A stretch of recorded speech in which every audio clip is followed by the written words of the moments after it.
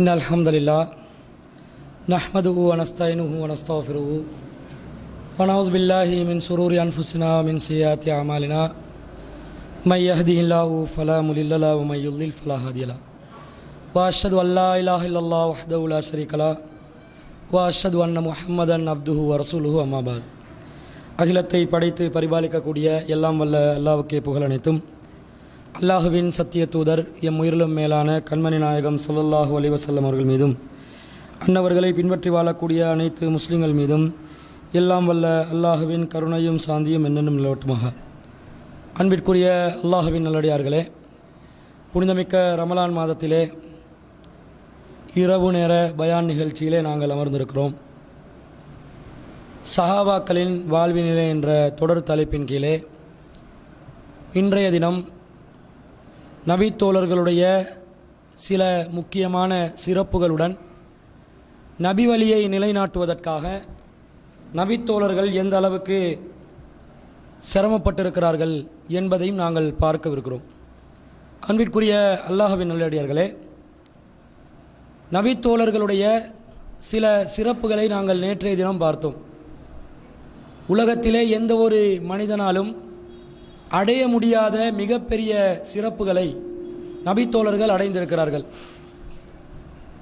நாங்கள் புரிந்து கொள்ளக்கூடிய விதத்தில் சொல்வதென்று சொன்னால், நபிகள் நாயகம் ஸல்லல்லாஹு அலைஹி வஸல்லம் அவர்களோட நட்பு பாராட்டக்கூடிய பாக்கியத்தை நபிகள் நாயகம் பெற்றார்கள்.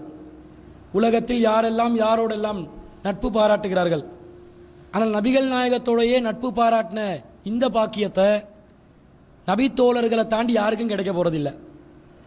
இரண்டாவதாக, நபிகள் நாயகம் ஸல்லல்லாஹு அலைஹி வஸல்லம் அவங்க மூலமாகவே நேரடியாக மார்க்கத்தை படிக்கக்கூடிய வாய்ப்பு அவங்களுக்கு கிடைச்சிச்சு. நபித்தோழர்களுக்கு மார்க்கத்தை கற்றுக் கொடுத்தது யாரு? நபிகள் நாயகம் ஸல்லல்லாஹு அலைஹி வஸல்லம் அவர்கள். ஒரு சில மிக குறிப்பிட்ட சில நபித்தோழர்கள் அதிகம் நபிகள் நாயகம் ஸல்லல்லாஹு அலைஹி வஸல்லம் அவர்களுடன் பக்கத்திலே இருந்து மார்க்கத்தை கற்றார்கள். இது ஒரு பாக்கியமா இல்லையா? என்னதான் பெரிய அறிஞர்கள் வந்தாலும், பெரிய பேச்சாற்றல் உள்ளவர்கள் வந்தாலும், மிகப்பெரிய பேச்சாளர்கள் வந்தாலும், ஆய்வாளர்கள் வந்தாலும், நபிகள் நாயகத்துக்கிட்ட இருந்து பாடம் படிக்கிற மாதிரி வருமா? வராது. ரசூல் ஸல்லல்லாஹு அலைஹி வஸல்லம் புஇஸ்து பி ஜவாமில் கலிம், நான் ஒருங்கிணைக்கப்பட்ட சொற்களுடன் அனுப்பப்பட்டுள்ளேன். அதாவது ரசூல்லா பேசக்கூடிய சொல்லு கொஞ்சம் தான் இருக்கும், வளவலன்னு பேச மாட்டாங்க. ஆனால் கருத்தாளுமிக்க சொல்லா இருக்கும், உள்ளத்தில் தாக்கம் ஏற்படுத்தும். அந்த அளவுக்கு தெளிவாக பேசக்கூடியவர்களாக நபிகள் நாயகம் இருப்பார்கள். அப்போ அவங்கக்கிட்ட இருந்து நேரடியாக பாடம் படிக்கக்கூடிய பாக்கி அவங்களுக்கு கிடைக்குது. அடுத்தது, இறைவனிடமிருந்து வஹி செய்தி வந்துச்சே, வானுலகத்திலிருந்து வஹி செய்தி வரும். இந்த வஹி செய்திகள் வருவதை அவர்கள் என்ன செய்தார்கள்?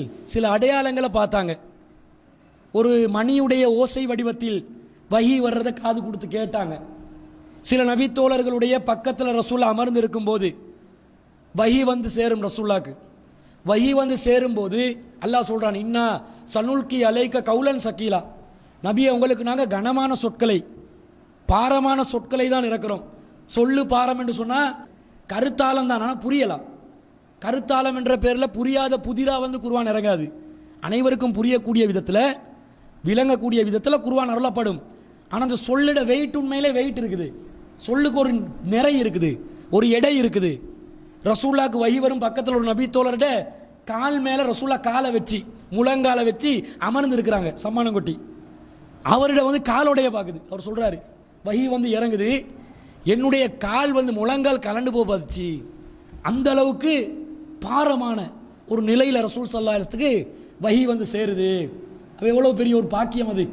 அந்த வஹி வர்ற அந்த வெயிட்டை இவர்கிட்ட காலால் கூட உணர கிடைக்குதா இல்லையா? இது யாருக்காவது வேற யாருக்காவது கிடைக்குமா? கிடைக்காது. இந்த மாதிரி உலகத்தில் வரக்கூடிய எந்த சமுதாயம் நபிகள் நாயகத்தை சந்தித்த, நேரடியாக சந்தித்த, இஸ்லாத்தை ஏற்ற, அந்த இஸ்லாத்திலே வாழ்ந்து மரணித்த அந்த நபித்தோழர்கள் பெற்ற இந்த பாக்கியங்களை பெற மாட்டாங்க. அதனால தான் ரசூலா சொல்றாங்க, கைருக்கும் கரணி, உங்களில் சிறந்தவர்கள் யார் தெரியுமா? எனது தலைமுறையை சேர்ந்தவர்கள். யாரது எனது தலைமுறையினராக இருக்கிறாங்களோ அவங்க தான் டொப்பான ஆக்கள், சிறந்தவங்க. சும்மல்லதீன யலூனஹும் சும்மல்லதீன யலூனஹும், பிறகு அவங்கள பார்க்குறவங்க, பிறகு அவங்கள பார்க்குறவங்க. இதை சொல்லும்போது ரசூல் ஸல்லல்லாஹு அலைஹி வஸல்லம் சமுதாயத்துக்கு இருக்கிற தனி இடம் என்னன்னு விளங்குது. 3 ஜெனரேஷனை ரசூலா சொல்றாங்க. என்ன நேரடியாக சந்தித்த இஸ்லாத்தை ஏற்ற ஒரு சமுதாயம், பிறகு அவங்கள கண்டு இஸ்லாத்தை ஏற்று வாழ்ந்த ஒரு சமுதாயம், பிறகு அவங்கள கண்டு இஸ்லாத்தை ஏற்று வாழ்ந்த ஒரு சமுதாயம். எல்லா இடத்துல இஸ்லாத்தை ஏற்றுன்னு ஏன் சொல்றேன்டா, காஃபிர்களும் வாழ்ந்தாங்க இந்த காலகட்டத்தில். அவங்க சிறந்தவர்களாக வரமாட்டாங்க, இவங்க தான் வருவாங்க. அப்போ இதை வச்சு நபித்தோழர்களுடைய அந்த எந்த அளவுக்கு அவங்களோட மதிப்பென்றது விளங்குது ரசூலா கிட்டேயே. ரசூலா சொன்னா ஒமா யந்திகு அனில் ஹவா, மனோ இச்சப்படி பேச மாட்டார். இன்ஹுவ இல்லா வஹயுவா, வஹி மூலம் அறிவிக்கப்படுறது தான். அல்லாவே சொல்றான்னு அர்த்தம். அப்ப இந்த சமுதாயம் சிறந்தவங்க என்று அல்லாஹ் சொல்றார். இப்ப எதுல இந்த சிறப்பு கிடைக்குது என்பதை நபி ஸல்லல்லாஹு அலைஹி வஸல்லம் அவர்கள் இந்த செய்தியில தொடர்ச்சியா சொல்றாங்க. எப்படி சொல்றாங்கடா, இன்ன பாதக்கும் கௌமன், இந்த 3 தலைமையினருக்கு பிறகு இன்னொரு தலைமுறை வரும். அவங்க எப்படி இருப்பாங்க, யஹூனூன வலா யூதம்னூன், அவங்க மோசடி செய்வாங்க, நாணயத்தை பேண மாட்டாங்க. இப்ப சிறந்த சமுதாயம் என்று ரசூலா எதுல சொல்றாங்கன்னு விளக்குதா, ரசூலாவுடைய சமுதாயம் சிறந்தவங்க, பிறகு வர்றவங்க சிறந்தவங்க, அதுக்கு பிறகு வர்றவங்க சிறந்தவங்க. எதுல, நாணயத்தை பேணுவார்கள், மோசடி செய்ய மாட்டார்கள். வயஷ்ஹதூன வலா யுஸ்தஷ்ஹதூன், பிறகு வரக்கூடிய ஒரு சமுதாயம் சாட்சியம் கூற அழைக்கப்படாமலே சாட்சியம் சொல்லுவாங்க. அதை எல்லாத்தையும் இழுத்து போட்டு செய்யறதுன்றது அலையாத விருந்தாளியா, கூப்பிடாமலே வேலை பார்க்க வருவாங்க. இந்த மாதிரி முந்தி கொண்டு பகட்டுக்கும் பெருமைக்கும் வேலை செய்யறதுக்காக வேண்டி சிலவங்க முந்தி அடிச்சு கொண்டு வருவாங்க. சாட்சியம் கூறுறதுக்கு அழைக்கப்பட்டு சாட்சியம் கூறாமல் இருந்தால் அது பெரும்பாவம். ஒரு இன்சிடென்ட்டை காண்றோம், நான் தான் ஐ விட்னஸ், அவன் கூப்பிடுறான் பாதிக்கப்பட்டவன், நீங்கள் தான் சாட்சியாக இருக்கிறீங்க, நீதிமன்றத்தில் எனக்காக வேண்டி ஆஜராகி நீங்கள் சாட்சி சொல்லுங்க. எல்லாம் என்ன நினைப்பாங்க, இது எங்களுக்கு தேவையில்லாத வேலை, வீணா நீதிமன்றம் கோர்ட் வாசல் அலைஞ்சு கொண்டு இருக்க வேண்டி வரும் என்று பின்வாங்குவாங்க. அப்போ சாட்சியம் கூற அழைக்கப்பட்டு சாட்சியம் கூறவில்லை என்றால் பெரும்பாவம். அது பாவத்தில் பெரும்பாவமா ரசூல் ஸல்லல்லாஹு சொல்றாங்க. பொய் சாட்சியமா சொன்னா அதுவும் பெரும்பாவம். இந்த பிறகு வரக்கூடிய 3வது தலைமுறையினர் என்ன செய்வாங்க, சஹாபாக்கள், தாபீன்கள், தபா தாபீன்களை தாண்டி வரக்கூடிய 4வது ஜெனரேஷன், அவங்க என்ன பண்ணுவாங்க, சாட்சியம் கூற அழைக்கவே இல்லை. அவங்கள அழைக்கலைன்னா அவங்க கண்டு இருக்க மாட்டாங்க, அல்லது அவங்களோட சாட்சியம் வெளியிட இருக்காது, ஏன்னா அந்த அளவுக்கு நேர்மை இருக்காது. ஆனால் சாட்சியம் சொல்லுவானே பொய்யாக, பகட்டுக்காக, அந்தஸ்துக்காக தலையை காட்டுறது, ஒரு விஷயமும் இருக்காது. ஆனால் நான் தான் ஆள் என்ற மாதிரி காட்டிக்கொள்வாங்க. இப்போ இருக்கிறாங்களா இல்லையா, சிலவங்க இருப்பாங்க, மேட்ரை தேடி பார்த்தா அறிவுலே ஒன்று இருக்காது, குணத்திலே ஒன்று இருக்காது. ஆனால் என்ன சொல்லிக் கொள்வாங்க, நம்மளை விட்ட ஆக்கள் இருக்கிறாங்களா, நாங்கள்லாம் எப்படிப்பட்டவங்க தெரியுமா, இந்த வாயால் பீத்திக் கொள்வாங்க. இந்த கதை இல்லை இஸ்லாத்தில். ரசூலா சொல்றாங்க, இந்த தன்மை, நேர்மை என்ற தன்மை, இது எல்லாமே நபித்தோழர்கள் கிட்ட, தாபீன்கள் கிட்ட, தபா தாபீன்கள் கிட்ட தான் இருக்குது அப்படின்றாங்க. அதே மாதிரி வயந்திருன், அவங்க நேர்ச்சி செய்வாங்க, வலா யஃபூன, அதை நிறைவேற்ற மாட்டாங்க. அல்லாவுக்காக நேர்ச்சி செஞ்சாலும் நிறைவேற்றாதவங்க வருவாங்கன்னு சொல்றாங்க. நபித்தோழர்களுடைய நேர்மையை பாருங்க. ஹதீஸ் கலையில் ஹதீஸ்கள் அறிவிக்கப்படுகின்ற நேரத்தில் பிறகு வந்த சமுதாயங்களில் கூட என்ன செய்வாங்க, சாட்சியாளர்களில் யார் என்ன சொல்கிறாங்க, நம்பகமானவர்களா பலவீனமானவர்களா, நினைவாற்றல் நல்லதா, அவங்க பொய் சொல்லக்கூடியவங்களா, இட்டு கட்டுறவங்களா, அல்லது வயோதிப காலத்தில் மூலக்கோளாறு ஏற்பட்டுச்சா, இப்படியெல்லாம் செக் பண்ணுவாங்க. நபி தோழர்களோட விஷயத்தில் இந்த மாதிரி பார்க்கவே மாட்டாங்க. என்ன சொல்லுவாங்க, அவங்க கரெக்டானாக்கள், அவங்க பொய் சொல்ல மாட்டாங்க என்று அந்த ஹதீஸ் கலையில் ஒரு விதியே நபி தோழர்களுக்கு வச்சிருக்கிறத பார்க்குறோம். இந்த ஹதீஸ் அறிவிக்கக்கூடிய அறிவிப்பாளர் சொல்றாரு, லா அதிரி அதக்கரன் நபியு ஸல்லல்லாஹு அலைஹி வஸல்லம் பாத கர்னைன் அவு சலாசத்தன், ரசூலா 2 தலைமுறையினர் சொன்னாங்களா, ரசூலாக்கு பிறகு 3 தலைமுறையினர் சொன்னாங்களான்னு சந்தேகமா இருக்குது அப்படி சந்தேகத்தோடு அறிவிக்கிறார் ஹதீஸ. 2 தலைமுறையினர் என்று சொன்னா சஹாபாக்கள் ரசூலாவுடைய தலைமுறையினர், தாபீன்கள், தபா தாபீன்கள் வருவாங்க. 3 தலைமுறையினர் என்று ரசூலா சொன்னா தபா தாபீன்களை கண்டவங்க இருப்பாங்களே, அவங்களும் இந்த பட்டியலுக்குள்ள வந்துருவாங்க, அவங்களும் நல்லாக்கள் என்ற மாதிரி ஆகிரும். ஆனால் சந்தேகம் இருப்பதனால அதை விட்டுருவோம். எது எப்படி போனாலும் என்ன நிலைமை வருது, சஹாபாக்கள், தாபீன்கள், தபா தாபீன்கள் சிறந்த சமுதாயம், நல்ல ஒழுக்கமானவங்க, நேர்மையாக நடக்கக்கூடியவங்க என்பதை இந்த ஹதீஸ்களில் பார்க்குறோம். உமர் ரலியல்லாஹு அன்ஹு அவர்கள் ஒரு முறை குத்துபா நடத்துகிறாங்க. குத்துபாவில் உமர் ரலியல்லாஹு அன்ஹு மிம்பரில் ஏறி உட்கார்ந்து சொல்றாங்க, யா அய்யுஹன்னாஸ், மக்களே, இன்னி கும்து ஃபீக்கும் கம் அக்காமி ரசூலில்லாஹி ஸல்லல்லாஹு அலைஹி வஸல்லம், ரசூலுல்லாஹ் எப்படி உங்கள் முன்னாடி மக்கள் முன்னாடி நின்றார்களோ அதே போன்று நானும் உங்கள் முன்னாடி நின்று கொண்டிருக்கிறேன். அப்படி நின்று ரசூலா என்ன சொன்னாங்க, ஃபகால ஊசிக்கும் பி அஸ்ஹாபி, என்னுடைய தோழர்கள் விஷயத்திலே நான் வசியத் செய்கிறேன், நான் என்னுடைய தோழர்கள் விஷயத்தில் உங்களுக்கு வசியத் செய்கிறேன். வசியத் என்றா வலியுறுத்தி, அவங்களோட விஷயத்தில் நல்லமாய் நடங்க, அவங்களோட நட்பு பாராட்டுறதுல நேர்மையா நீங்க நடந்துக்கோங்க, அவங்கள எதிரிகள் ஆக்காதீங்க என்றதான் இந்த வசியத் செய்யறதுல வரும். அவங்களோட நல்லா இருக்கணும். ரசூலா உமர் ரலியல்லாஹு சொல்றாங்க, ரசூலா இப்படி சொன்னாங்க, சும்மல்லதீன யலூனஹும், பிறகு அவர்களை கண்டவர்கள், பிறகு அவர்களை கண்டவர்கள், அவர்களுக்கு அடுத்தடுத்துதான் வருவாங்களே, இந்த சமுதாயத்திலையும் வசியத் செஞ்சாங்க, நல்ல மாதிரி நாங்கள் நடந்து கொள்ளணும் அவங்களோட. இப்போ பெற்றோர்கள் விஷயத்தில் அல்லாஹ் வசியத் செய்வான். வசியத் செய்வான் என்ன அர்த்தம், பெற்றோர்களுக்கு நல்ல உபகாரம் செய்யணும், நல்லா அவங்கள கவனிக்கணும், பண்பு அன்பு அவங்களோட இருக்கணும், அவங்கள நேசிக்கணும். தோழர்கள் விஷயத்தில் ரசூலா வசியத் செஞ்சா அதுதான், அவங்களோட பாசமாக இருக்கணும், அவங்கள நேசிக்கணும், அவங்களோட அன்பு பாராட்டணும், அவங்கள கண்ணியப்படுத்தணும். இதை ரசூல் ஸல்லல்லாஹு அலைஹி சொல்றாங்க, நபி தோழர்களுக்கு தான், அடுத்த தலைமுறையினருக்கு தான், அடுத்த தலைமுறையினருக்கு தான் அப்படின்னு சொல்றாங்க. ரசூல் ஸல்லல்லாஹு அலைஹி சொன்ன செய்தியை சொல்லி காட்டுறதை நாங்கள் பார்க்குறோம். பிறகு சொல்றாங்க, சும்மா யஃப்ஸவுல் கதிபு, அதுக்கு பிறகு பொய் பரவும். பொய் என்ன செய்யுமாம், தாறுமாற பரவ ஆரம்பிக்கும். ரசூலோட பேர்ல இட்டு கட்டுவாங்க, ரசூல்லா சொல்லாததெல்லாம் சொல்லுவாங்க, நேர்மை இல்லாம திட்டமிட்டு வேலை பார்ப்பாங்க. அதனால தான் ரசூலா சொல்றாங்க, மன் கதப அலைய முத்தஅம்மிதன், யார் என் மீது வேண்டுமென்றே போய் சொல்லுவாங்களோ ஃபல் யதபவ்வ மகாதஹு மினன் நார், அவர் ஒதுங்க வேண்டிய நரகமாக்கி கொள்ளட்டும். வேண்டுமென்றே என் விஷயத்தில் போய் சொல்லாதீங்க. தவறுதலா சொல்லி படலாம், கேட்கறதுல கோளாறு வந்து, அறிவிக்கிறதுல மிஸ்டேக்கை பண்ணி, மனிதர் என்ற வகையில் மிஸ்டேக் நடக்கலாம்.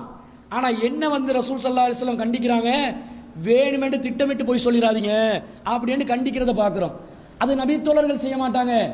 அடுத்தடுத்த தலைமுறையினர்கள் வேணுமென்று திட்டமிட்டு இட்டுக்கட்டி சொல்ல மாட்டாங்க, மிஸ்டேக்ல நடக்கலாம்.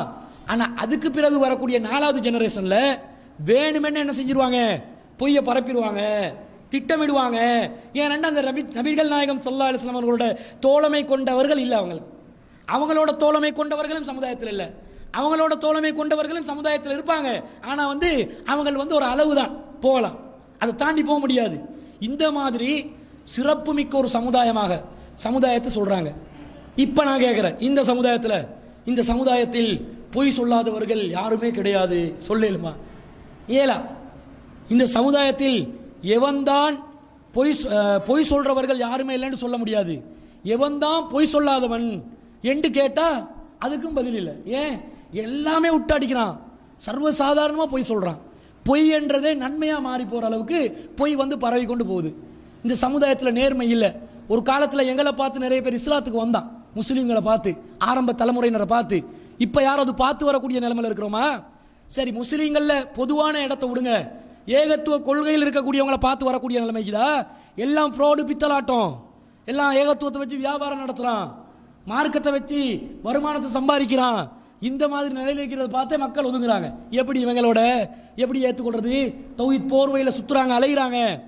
நேர்மை என்றது சல்லி காசுக்கு எடுக்கிறதுக்கு வழி இல்லாத அளவுக்கு ஆகியிருக்கிறத பார்க்குறோம். இந்த நபிகள் நாயகத்துடைய சமுதாயம் அதில் சிறப்பானவர்களாக இருந்தாங்க. இந்த அளவுக்கு சொல்றாங்கடா ரசூல்லா சொல்றாங்க பாருங்க, யஅதி அலன்னாசி ஜமானுன், ஒரு காலம் வரும், யஹ்சூன், அந்த நேரத்தில் மக்கள் போர் செய்வார்கள். ஃபயுகாலு லஹும் ஃபீக்கும் மன் சஹிப ரசூலுல்லாஹி ஸல்லல்லாஹு அலைஹி வஸல்லம், அந்த கேட்பாங்க, உங்களோட இந்த போர் செய்ய வந்தவங்ககிட்ட கேட்பாங்களா, உங்களுடன் நபிகள் நாயகம் ஸல்லல்லாஹு அலைஹி வஸல்லம் அவர்களோட தோழமை கொண்டவர்கள் யாராவது இருக்கிறாங்களா அப்படி கேட்பாங்களா. கேட்டோடனே பதில் சொல்லுவாங்களாம், ஃபயகூலூன் நாம், ஆமா ரசூலுல்லாஹ்வுடைய தோழர் ஒருவர் நம்முடன் இருக்கிறார். சொன்ன உடனே ஃபயுஃப்தஹு அலைஹிம், அவங்களுக்கு வெற்றி அளிக்கப்படும், தோக்க மாட்டாங்க. ரசூலுல்லாஹ்வுடைய தோழர் ஒருவர் படையில இருக்கிறதா செய்தி வந்தாலே எதிரணி என்ன செஞ்சிருவாங்க, சரண்டர் ஆகிடுவாங்க. அவ்வளோ கண்ணியம் பாருங்க. நபி தோழர்கள் இருக்கிற இடத்துல நாங்கள் எப்படி யுத்தம் பண்றது? முடியாதே. அந்த அளவுக்கு ஒரு கண்ணியமாக இந்த நபி தோழர்களுக்கு அல்லாஹ் ஏற்படுத்துவான் என்று சொல்லி நபிகள் நாயகம் ஸல்லல்லாஹு அலைஹி வஸல்லம் சொல்றதை பார்க்கிறோம். அதே மாதிரி சும்ம யஹ்சூன், பிறகு மீண்டும் போர் செய்வார்கள் பொறவு காலத்தில். ஃபயுகாலு லஹும் ஹல் ஃபீக்கும் மன் சஹிப ரசூலுல்லாஹி ஸல்லல்லாஹு அலைஹி வஸல்லம், உங்ககிட்ட ரசூல்லாவுடன் தோழமை கொண்டவர்கள் இருக்கிறார்களா, அதாவது தாபீன்கள் இருக்கிறாங்களான்னு கேட்பாங்களா. உங்கள்கிட்ட ரசூல்லாவுடைய சஹாபாக்களோட யாராவது நட்பு வச்சவங்க இருக்கிறாங்களா அப்படி கேட்பாங்களா. அப்போ சொல்லுவாங்களா, நாம் ஆமா எங்களோட இருக்கிறாங்க. சொன்ன உடனே ஃபயுஃப்தஹுலஹும் அவர்களுக்கும் வெற்றி அளிக்கப்படும். இப்படி ஹதீஸுகளில் வருது பாருங்க. ஒரு போர் என்று சொன்னாலே எதிரிகள் பலமாக அடுத்த அணியை முறியடிக்கிறதுக்கு வருவாங்க, அல்லது ஒரு அணி முஸ்லீம் அணியாக இருந்தால் எதிர் அணியை முறியடிக்கிறதுக்கு வருவாங்க. ஆனால் இங்கே என்ன நடக்குது பாருங்க, ஒரு நபி தோழர் இருக்கிறதான்னு கேட்டு ஆமாம் இருக்கிறாங்கன்னு சொன்னால் வெற்றி அளிக்கப்படுமா. அல்லாஹ்வினால் அந்த வெற்றி அல்லாஹ் கொடுத்துருவான். எப்படிப்பட்ட வெற்றி? போரில் வந்த எதிரிகள் சரணடைவாங்க, அல்லது பின்வாங்கி ஓடுவாங்க, அல்லது அந்த போரை தாக்கு பிடிக்க முடியாமல் சமாதானமாகி இவங்களுக்கு சரண்டர் ஆகிடுவாங்க, சரணடைஞ்சிடுவாங்க. இந்த அளவுக்கு அல்லாஹ் தாலா ஒரு கண்ணியத்தை நபி தோழர்கள் கொடுத்துருக்காங்க. இன்னொரு ஹதீஸ்ல வருது, அந்த நபி தோழர்களுடன் தோழமை கொண்டவர்கள் தபா தாபீன்கள் இருக்கிறாங்களான்னு கேட்கப்படும். ஆமெண்டுவாங்க, ஃபயுஃப்தஹுலஹும் அவர்களுக்கும் வெற்றி அளிக்கப்படும் என்று சொல்லக்கூடியதை பார்க்குறோம். இவ்வளவு சிறப்பு யாருக்கு? நபி தோழர்களுக்கு. இங்கே யாராவது இந்த காலத்தில் தௌஹீத் ஜமாத்தை சேர்ந்தவர்கள் எதிரணியில் இருக்கிறார்களா என்று கேட்டு ஆம் இருக்கிறார்கள், அப்போ வெற்றி அளிக்கப்படும் சொல்லலுமா? அப்போ தான் டபுள் மடங்கு அடி விழும். இப்படி தான் நிலைமை. ஏண்டா கொள்கையில் தெளிவாக தான் இருக்கிறோம், கொள்கையில் உறுதியாக தான் இருக்கிறோம். நடைமுறையில் நிறைய பிரச்சனை இருக்குது. பார்க்கறதுக்கு பெரிய ஹாஜியார்மார்கள் தான் இருக்கிறாங்க, எல்லாரும் பார்க்கறதுக்கு முத்தகைன்கள் தான். ஆனால் நடைமுறையை பார்த்தா எடுக்கிறதுக்கு வழி இல்லை. மார்க்கம் என்றது ஜீரோவில் நிற்குது. நேர்மை இல்லை, பொய், புறம், கோல் இது இருக்குது. அதனால நாணயம் இல்லை, நம்ப முடியாது, நம்பி பேச முடியாது, நம்பி பழக முடியாது, அமானிதங்களை பேண முடியாது, வாக்குறுதிகளை நிறைவேற்ற முடியாத ஒரு சமுதாயங்கள் மாறி கிடக்குது. ஏனைய சமுதாயங்களை விடுங்க, நம்ம சமுதாயம் இருக்கலாமா? ஏகத்துவ சமுதாயம் இருக்கக்கூடாது. ஆனால் பாருங்க, அந்த சமுதாயங்களுக்கு பாருங்க அல்லாஹ் தாலா எப்படி ஒரு அந்தஸ்தை கொடுக்குறான். அவங்களும் மனுஷர் தானே, அவங்களுக்கு உலக தேவை இருக்கத்தானே செய்து, அவங்களும் வியாபாரம் செய்யத்தானே செஞ்சாங்க, அவங்களும் குடும்ப வாழ்க்கை நடத்தத்தானே செஞ்சாங்க. நேர்மையாக இருந்தாங்களா இல்லையா? சரி, மக்களோட நேர்மையாக இருக்கிறத விடுங்க, மனைவியோட நேர்மையாக இருக்கிறானா? நாணயத்தை பேணுறானா? அவங்களோட அமானிதங்களை பாதுகாக்கிறானா? இல்லைங்க, மனைவி கூட நேர்மை கிடையாது. அக்குது நிக்காண்டு கள்ளத்தனமாக கல்யாணம் முடிக்கிற எல்லாரும். ரெண்டாம் கல்யாணம் என்ற பேரில் முதலாவது பொண்டாட்டிக்கு சொல்லாமல் அவக்கு அறிவிக்காமல் அனுமதி கேட்க தேவையில்ல. நீ திருமணம் முடிக்கணுமா இல்லையா? எப்படி முடிக்கணும்? மார்க்க சட்டத்தின் அடிப்படையில் முடிக்கணும்.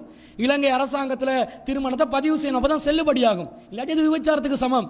ஆனால் அக்குதுன்ற பேரில் நிறைய இந்த ஏகத்துவ சமுதாயத்தில் இருக்கக்கூடியவர்கள் கூட இந்த வேலையை செய்கிறாங்க. என்ன செய்கிறாங்க?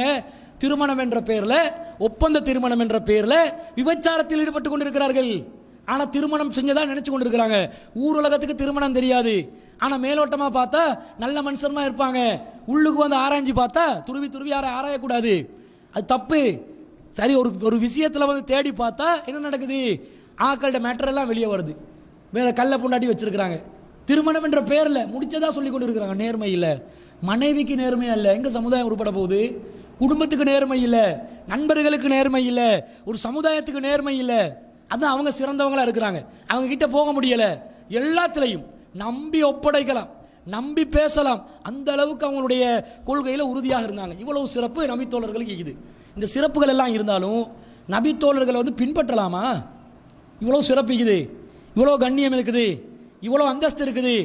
அதற்காக நபித்தோழர்களை நாங்கள் பின்பற்ற வேண்டும் என்று யாரும் நினைத்து விடாதீர்கள். பின்பற்ற வேண்டும் என்று அல்லாஹ் ரசூலும் என்ன சொல்லல. பின்பற்றதா இருந்தால் நாங்கள் எதை பின்பற்றணும்? வஹியை தான் பின்பற்றணும். இத்தபியூ மா உன்சில இலைக்கும் ரப்பிக்கும், உங்கள் இறைவனிடமிருந்து எது உங்களுக்கு அருளப்பட்டதோ அதை தான் நீங்கள் பின்பற்ற வேண்டும். வலா தத்தபியூ மிந்தூனி அவுலியா, அவனை விடுத்து எந்த அவுலியாவையும் பின்பற்றாதீங்க அல்லாஹ் சொல்லிட்டான். அவுலியாக்கள் நம்பர் 1 அவுலியாவை யார் நிற்பா? நபித்தோழர்கள் தான். அந்த நபித்தோழர்கள் என்ற அவுலியாக்களை என்ன செய்ய முடியாது? பின்பற்ற முடியாது என்றால் நேசர்கள், இறைவனை நேசித்தவர்கள், நபித்தோழர்கள், அவங்கள கூட எங்களுக்கு பின்பற்றலாமா? பின்பற்ற முடியாது. பின்பற்றப்பட வேண்டியது வஹீதான். நாங்கள் நபிகள் நாயகம் ஸல்லல்லாஹு அலைஹி வஸல்லம் பின்பற்றோம். ஏன் பின்பற்றோம்? அவங்க இந்த முகமது என்ற மனிதரை பின்பற்றுவோமா? அல்லாஹ்வின் தூதர் ஸல்லல்லாஹு அலைஹி வஸல்லம் என்ற அந்த முகமது ஸல்லல்லாஹு அலைஹி வஸல்லம் பின்பற்றுவோமா? அல்லாஹ்வின் தூதரை நாங்கள் பின்பற்றுகிறோமே தவிர தனிப்பட்ட முகமது என்று சொல்லக்கூடிய ஒரு மனிதரை நாங்கள் பின்பற்றவில்லை. அவர் அல்லாஹ்வுடைய தூதராக இருப்பதனால், அவரை பின்பற்றுமாறு அல்லாஹ் கட்டளையிடுவதனால், அப்படி பின்பற்றினால்தான் நாங்கள் அல்லாவை நேசம் கொள்ள முடியும் என்று அல்லாஹ் சொல்வதனால் தான் நாங்கள் நபிகள் நாயகம் ஸல்லல்லாஹு அலைஹி வஸல்லம் பின்பற்றோம். ரசூலாம் அப்படி தான் சொல்றாங்க, இதா அமர்த்துக்கும் பிஷையின் மின் அம்ரி தீனுக்கும், மார்க்க விஷயத்தில் ஏதாவது நான் உங்களுக்கு கட்டளையிட்டேன்னு சொன்னா ஃபஹுது மஸ்ததாத்தும், முடிந்த அளவு அதை கடைபிடிச்சு பற்றி பிடிச்சுக்கோங்க. வைதா அமர்த்துக்கும் பிஷையின் மின் அம்ரி துனியாக்கும், உலக விஷயத்தில் ஏதாவது கட்டளையிட்டால் இன்னமான பஷரும் மிஸ்லுக்கும், நான் உங்களை போல ஒரு மனுஷன் தான், சரியாகவும் சொல்லுவேன் தவறாகவும் சொல்லுவேன், அதில் நல்லது இருக்கும் கெட்டது இருக்கும், சரியா ஜட்மெண்ட் வரும் பிழையா ஜட்மெண்ட் வரும், மனுஷன் தானே. அப்ப மனுஷன் என்ற வகையில் முகமது என்ற வகையில் என்ன பின்பற்றாதீங்க. விரும்பினா தனிப்பட்ட கருத்தை ஏத்துட்டு போலாம், இல்லைன்னா மறுத்துட்டு போலாம். தூதரா நான் சொல்றதுல மறுப்பு இல்லை, சமேனா வாத்தானா செவியுற்றம் கட்டுப்பட்டோம். அல்லாஹ்வின் தூதர் என்ன சொன்னாலும் அதை அப்படியே கேட்க வேண்டும். ரசூலுல்லாஹ் என்ன சொல்றாங்க, மன் அமிலா அமலன் லைஸா அலைஹி அம்ருனா ஃபஹுவ ரத்துன், ஒருவர் அமல் செய்கிறார், நாம் அவருக்கு அந்த அமலை என்ன செய்யவில்லை, அவர்களுக்கு அங்கீகாரம் கொடுக்கவில்லை, செய்யுமாறு கட்டளை வழிகாட்டவில்லை, ஃபஹுவ ரத்துன், அது ரத்து செய்யப்பட்டுவிடும், அதை ஏற்றுக்கொள்ள முடியாது என்று நபி ஸல்லல்லாஹு அலைஹி வஸல்லம் சொல்றாங்க. அப்ப அமல் செய்வதாக இருந்தா இறை தூதருடைய வழிகாட்டல் இருக்கணும். இறை தூதர் சொல்லாதோண்ட நாங்க செஞ்சாலே அமல் இல்லைன்ட்டாங்க. இப்ப சஹாபாக்கள் சொன்னதை செஞ்சா மார்க்கமாகுமா? மார்க்கமாகாது. அப்ப நாங்க இதை சொன்ன உடனே சஹாபாக்களை நாங்க மதிக்கிறோம், எங்களோட உயிருக்கு மேல. ஆயத்துல் ஈமான் உப்புல் அன்சார், அன்சார்களை நேசிக்கிறது ஈமான்ல ஒரு அடையாளம். அன்சாரிகளை நாங்கள் நேசிக்கிறோம், முஹாஜிர்களை நாங்கள் நேசிக்கிறோம், பத்ர் போர்காலிகளை நாங்கள் நேசிக்கிறோம், உஹதில் ஷஹீதானவர்களை நாங்கள் நேசிக்கிறோம், பையத்துர் ரில்வானில் கலந்து கொண்ட நபித்தோழர்களை நேசிக்கிறோம், ஒட்டுமொத்த நபித்தோழர்களையும் நேசிக்கிறோம். பின்பற்ற மாட்டோம். பின்பற்றுறது என்பது வேறு, நேசிப்பது என்பது வேறு. நேசம் என்பது பின்பற்றதுல வராது, பின்பற்றது என்பது அல்லாஹ் சொல்லி பின்பற்றதுல வரணும். நேசத்துக்காக பின்பற்ற போனா எல்லாம் மார்க்கமாகிரும். சொல்வதெல்லாமே ஒவ்வொருத்தர் சொல்லுவாங்க, ஒவ்வொண்ட மனிதர்கள் தானே, சிந்தனையில கோளாறுகள் வரலாம், வித்தியாசமான கருத்துக்கள் சொல்லலாம். இதை சொன்ன உடனே என்ன சொல்றாங்க தெரியுமா, இவங்க நபித்தோழர்கள் திட்டுறாங்க. நபித்தோழர்களை திட்டக்கூடாதுன்னு ஒரு ஹதீஸ் இருக்குது. எப்படி வருது, லா தசுபு அஸ்ஹாபி, எனது தோழர்களை நீங்கள் திட்டாதீர்கள். தோழர்களை திட்டக்கூடாதுங்க. ஏன் தெரியுமா, தோழர்களை திட்டினா அவங்க முஸ்லிமாவே இருக்க முடியாது. கவாரிஜிகள், ஷியாக்கள், மூத்தசிலாக்கள், ஜஹ்மியாக்கள், இது போன்ற வழிகட்ட இஸ்லாத்தை விட்டு வெளியேறிய பிரிவுகள் தோழர்களை பச்சையா திட்டினாங்க. உம்மாத்தல் மூமினீன்களை விபச்சாரிகள் என்று சொன்னார்கள். அபூபக்கர், உமர் ரலியல்லாஹு அன்ஹு அவர்கள் போன்றவர்களை முர்த்ததாகி விட்டார்கள், காபிராகி விட்டார்கள் என்று சொன்னார்கள்.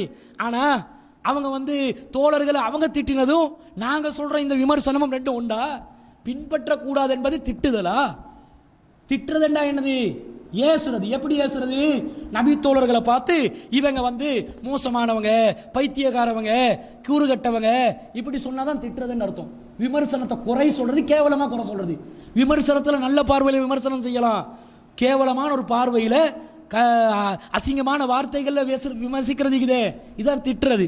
ரசூல் ஸல்லல்லாஹு அலைஹி வஸல்லம் அவர்கள் அல்லாஹ் தஆலா குர்ஆன்ல சொல்றான், வைதா கீலலஹும் ஆமினு கமா ஆமனன் நாஸ்.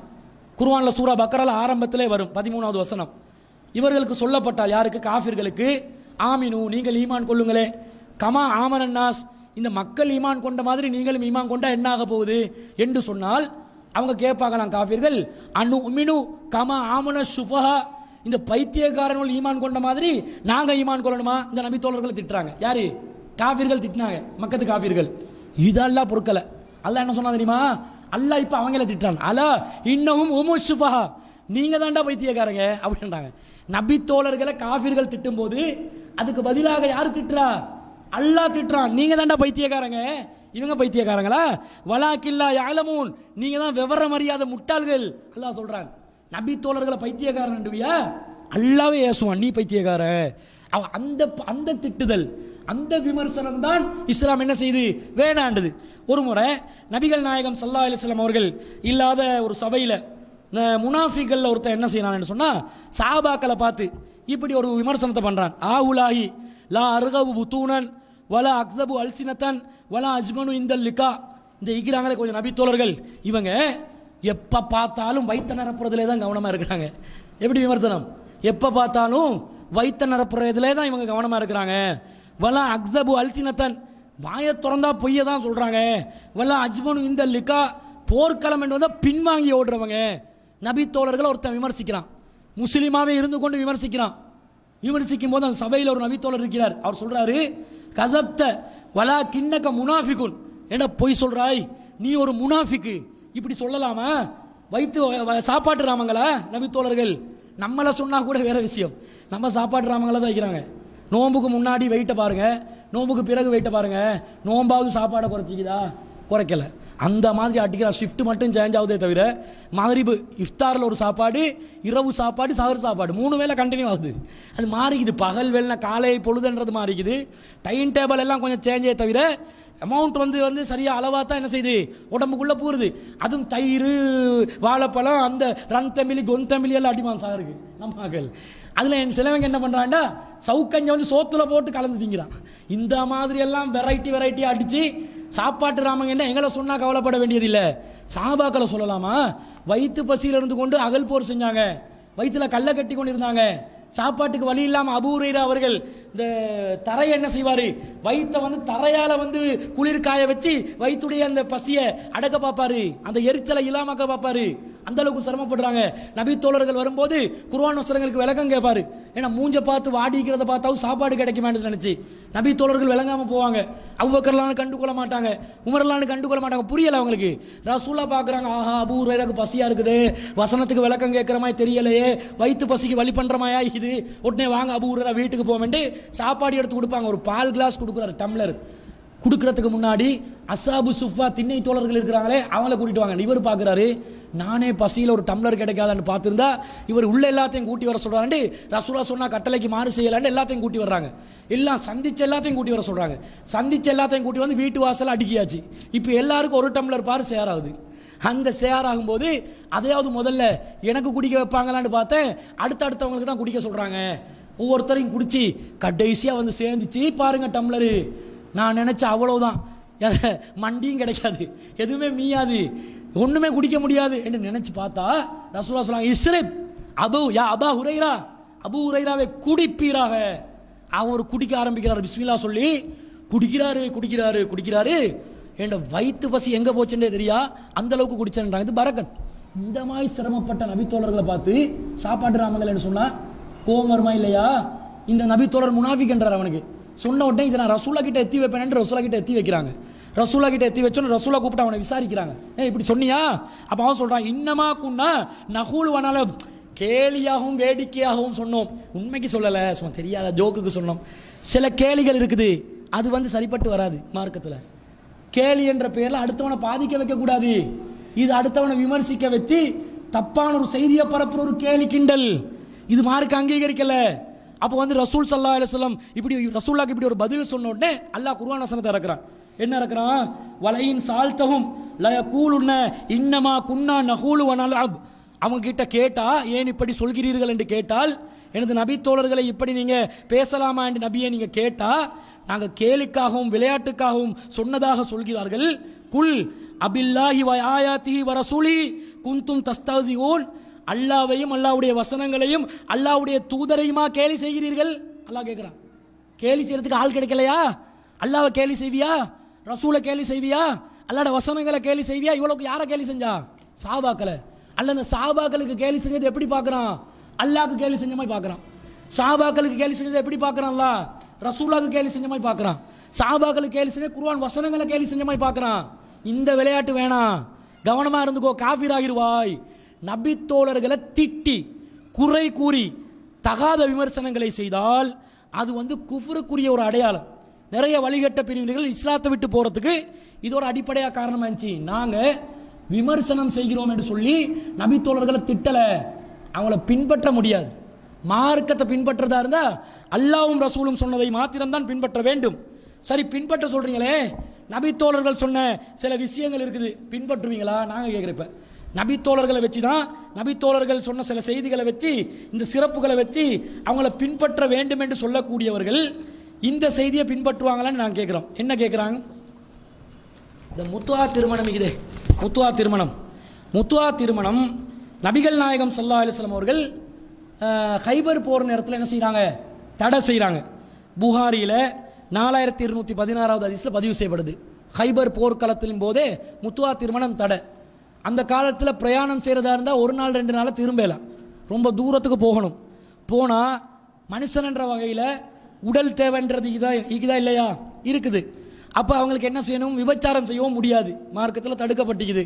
அப்போ என்ன, ஒரு குறிப்பிட்ட தவணை முறைப்படி குறிப்பிட்ட காலத்துக்கு திருமணம் செய்கிறதுக்கு அனுமதி கொடுக்கப்பட்டுச்சு. இப்போ இந்த முத்துவா திருமணம் இஸ்லாத்துக்கு நபி ஸல்லல்லாஹு அலைஹி வஸல்லம் அந்த சஹாபாக்கள் எல்லாம் வந்த பிறகும் ஹைபர் போர்க்களம் வரைக்கும் அனுமதி இருந்துச்சு. ஹைபர் போர்க்களத்தில் வந்து தடுக்கப்படுது. டெம்பரரி திருமணம் எல்லாம் தேவையில்லை. அதுவும் கிட்டத்தட்ட விபச்சாரத்துக்கு சமம் தானே. கொஞ்சம் நாளைக்கு திருமணம் முடிச்சு மகரை கொடுத்து திருமணம் முடிக்கிறது, ஒரு மாசத்துல 2 மாசத்துல திரும்ப டைவோர்ஸ் பண்றது, இந்த மாதிரி திருமணம் முடிக்கிறது இஸ்லாம் தடுக்குது. ஆனா இதை ஒரு நபித்தோழர் இம்ரான் பின் ஹுசைன் என்று சொல்லக்கூடிய ஒரு நபித்தோழர் அல்லாவே குர்ஆன்ல முத்துவா திருமணத்தை அனுமதிச்சிருக்கிறான். எனவே நபி ஸல்லல்லாஹு அலைஹி வஸல்லம் காலத்திலே நாங்கள் செஞ்சு வந்திருக்கிறோம். எனவே நாங்கள் இந்த திருமணத்தை யாருடைய சொல்லுக்காகவும் நாங்கள் விட்டுவிட மாட்டோம் என்று சொல்லி முத்துவா திருமணத்தை ஆதரிக்கிறார். இம்ரான் பின் ஹுசைன் என்று சொல்லக்கூடிய நபித்தோழர் இவருக்கு ரசூலுல்லாஹ்வுடைய காலத்துக்கு பிறகும் முத்துவா திருமணத்தை ஆதரிக்கக்கூடியவர் என்ன, அந்த முத்துவா திருமணத்தை ரசூலுல்லாஹ்வே செஞ்சிருக்கிறோம் என்று சொன்னா சுன்னாவில் உள்ளதென்று அதை நடைமுறைப்படுத்தியிருக்கலாம், அதை அங்கீகரிச்சிருக்கலாம், அவரும் செஞ்சிருக்கலாம். தடுக்கப்பட்டுருச்சு. நபித்தோழர் செஞ்சாரு. இந்த நபித்தோழர் செஞ்சதை வச்சு சிறப்புக்குரியவர்கள், நல்லவர்கள், மேலானவர்கள் தான். அதனால பின்பற்ற போனோம்டா இப்ப முத்துவா திருமணம் அனுமதியாகிரும். இப்ப கேட்கிறோம், சரி இப்ப எல்லாருக்கும் சந்தோஷம் வரும். அப்படியா? சலஃபிகளுக்கெல்லாம் சந்தோஷம் வரும். சஹாபாக்களை பின்பற்றவங்களுக்கு, ஆஹா முத்துவா திருமணத்துக்கே அனுமதி இருக்குதோ, நபித்தோழர்கள் சிலவங்க ரசூலுல்லாஹ்வுடைய காலத்துக்கு பிறகும் செய்திருக்கிறார்களோ என்று திருமணத்தை செய்ய ஆரம்பிச்சான் என்று வைங்க. அவன் திருமணம் செய்யும் போது ஜாலியா இருக்கும். அவன் மகளை திருமணம் முடிச்சவனாவது அப்ப ஜாலியா இருக்குமா? அவன் மகளை யாராவது ஒரு ஆண் முத்துவா திருமணம் செய்கிறேன் திருமணம் செஞ்சு 3 மாசம் கல்யாணம் முடிச்சு வீட்டில் விட்டுட்டு போறான். மகர் கொடுத்தாச்சு, திருமணம் முடிச்சாச்சு, ஆளை வச்சுக்கோங்க, உங்களோட மகளை பத்திரமா பார்த்துக்கோங்கன்ட்டு போறான். அப்ப ஆதரிப்பான சலஃபி கூட்டம் சஹாபாக்களை பின்பற்றவங்க அப்ப முத்துவா திருமணத்தை ஆதரிப்பார்களா? ஆதரிக்க மாட்டார்கள். ஆனா இந்த முத்துவா திருமணத்தை நபித்தோழர்கள் ஆதரிச்சிருக்கிறார்கள். ஒரு சில நேரம் அவர் இந்த சட்டம் மாறினது அவருக்கு தெரியாம இருந்திருக்கலாம். மது அருந்தப்பட்டது காலத்துக்கு காலம் தான் தடுக்கப்பட்டுச்சு. ஆரம்பத்தில் அனுமதி இருந்துச்சு, பிறகு கட்டம் கட்டமா அல்லாஹ் தடுக்கிறான். இந்த மாதிரி தான் முத்துவா திருமணம் ஆரம்பத்தில் இருந்துச்சு, பிறகு தடுக்கப்பட்டது. ஆரம்பத்தில் இருந்தது இவருக்கு தெரியும், பிறகு தடுக்கப்பட்டது தெரியாமல் இருந்திருக்கலாம். வேணுமென்றே வரம்பு மீறி செய்வாருன்னு நாங்கள் சொல்ல வரல, தெரியாமல் செய்திருக்கலாம். அப்ப அவங்க நபித்தோழர்கள் சிறந்த சமுதாயம் என்ற காரணத்தினாலே அவங்கள பின்பற்ற போனீங்கண்டா முத்துவா திருமணத்தை ஒருத்தன் என்ன செய்வான்? அங்கீகரிப்பான். இவரை விடுங்க, மிகப்பெரிய ஒரு நபித்தோழர் தான் இப்னு அப்பாஸ் ரலியல்லாஹு அன்ஹு அவர்கள். மார்க்கத்துடைய விளக்கம் அல்லாஹ்வே இவருக்கு கொடு என்று ரசூல் ஸல்லல்லாஹு அலைஹி வஸல்லம் துஆ கேட்கிற அளவுக்கு ஒரு மிக சிறந்த நபித்தோழராக இருக்கிறாங்க. அவர்கிட்ட கேள்வி கேட்கிறாங்க, முத்துவா திருமணம் கூடுமென்றார். இப்னு அப்பாஸ் ரலியல்லாஹு அன்ஹு அவர்கள் முத்துவா திருமணம் கூடும் என்று சொன்ன செய்தியை நாங்க பார்க்கிறோம். புகாரியில 5116வது ஹதீஸ்ல பார்க்கிறோம். அவ கேட்கிறாங்க, அதை எப்படிங்க அனுமதிக்கலாம்? ஒரு வாழ்க்கை பாதிக்குமே, ஆரம்பத்தில் தானே இது அனுமதிக்கப்பட்டதா இருந்துச்சு, பிறகு தடுக்கப்பட்டுச்சு தானே, இது எப்படி நியாயமா இருக்கலாம்னு ஒருத்தர் கேட்கிறாரு. நீங்க சொல்றதும் சரிதான், ஆனா ரசூலோட காலத்தில் செஞ்சதை நாங்க செய்வோம் என்றார். அவர் கடைசி வர காலத்தில் அவர் முத்துவா திருமணத்தை சரி கண்டு இருக்கிறார். அப்ப என்ன இப்னு அப்பாஸ் ரலியல்லாஹு அன்ஹு அவர்களை, உமர் ரலியல்லாஹு அன்ஹு அவர்கள் எப்படி பெரிய சாபியோ, அபூபக்கர் ரலியல்லாஹு அன்ஹு எப்படி பெரிய சாபியோ, அது போல இப்னு அப்பாஸ் ரலியல்லாஹு அன்ஹு அவர்கள் மிகப்பெரிய சஹாபி. இவர் சொன்னதை வச்சு முத்துவா திருமணத்தை செய்ய போனா உலகம் ஒழுக்க சீர்கேட்டுக்கு போகுமா? இல்லையா? போகும். இதை விட உபை இப்னு கஅப் ரலியல்லாஹு அன்ஹு அவர்கள் அவர் என்ன செய்கிறார் என்று சொன்னா, அவர்கிட்ட கேட்கிறாங்க, முத்துவா திருமணம் கூடுமா? ஆமா கூடும் என்றார். அவரும் கூடும் என்றாரு. அவர் சொல்றாரு, சூரா நிசால 24வது வசனத்தை காட்டி, ஃபமஸ்தம்தாதும் பிஹி மின்ஹுன்ன, யாராவது அவர்களுடன் தீண்டினால் ஃபாத்துஹுன்ன உஜூருஹுன்ன ஃபலீலா, அவர்களை என்ன செய்யுங்க, அவங்களுக்கு கொடுக்க வேண்டிய மனக்கொடைகளை கொடுத்து விடுங்க, மஹ்ர கொடுத்து நீங்க தீண்டலாம் என்று குர்ஆன் வசனம் இருக்குது. திருமணம் முடிக்கிறதுக்கு அல்லாஹ் சொல்றான், மஹ்ர கொடுத்து திருமணம் முடி. இவர் குர்ஆன்ல சொல்லப்படாத இன்னொரு வசனத்தை எக்ஸ்ட்ராவா அவரா சொல்லிக் கொள்வாரு. இலா அஜலின் முசம்மா, குறிப்பிட்ட ஒரு சிறிய காலம் வரைக்கும். இந்த குர்ஆன் வசனத்தை குறிப்பிட்ட சிறிய காலம் வரைக்கும் என்ற இலா அஜலின் முசம்மா என்று சொல்லக்கூடிய அந்த வார்த்தையை எக்ஸ்ட்ராவா அவர் சேர்த்துக்கொண்டு என்ன செய்வாரு? குர்ஆனை முத்துவாவை ஆதரிச்சுக்குதுன்னு சொல்லுவார். அவ எப்படி இதை அங்கீகரிக்கிறது? நபி தோழர்களை மார்க்க அடிப்படையில் பின்பற்ற போனோம் என்றா எவ்வளவு சிக்கலாகுது என்று விளங்குமா? அதை நாங்கள் புரிஞ்சுக்கொள்ளணும். அடுத்ததாக நாங்கள் என்ன கேட்கிறோம் என்றா, உமர் ரலியல்லாஹு அன்ஹு அவர்கள் எவ்வளவு பெரிய சாபி, அவளை போற ஒரு பெரிய சாபியை பார்க்க முடியுமா? அவர் என்ன செஞ்சாரு? முத்தலாக் இருக்குதே, 3 தலாக்கு, தலாக் தலாக் பண்றான். எத்தனை தலாக் ஒரு தடவை சொன்னாலும், எத்தனை தடவை தலாக் என்று சொன்னாலும் அது ஒரு முறை சொன்ன தலாக்காத்தான் இஸ்லாத்தில் கருதப்படும்.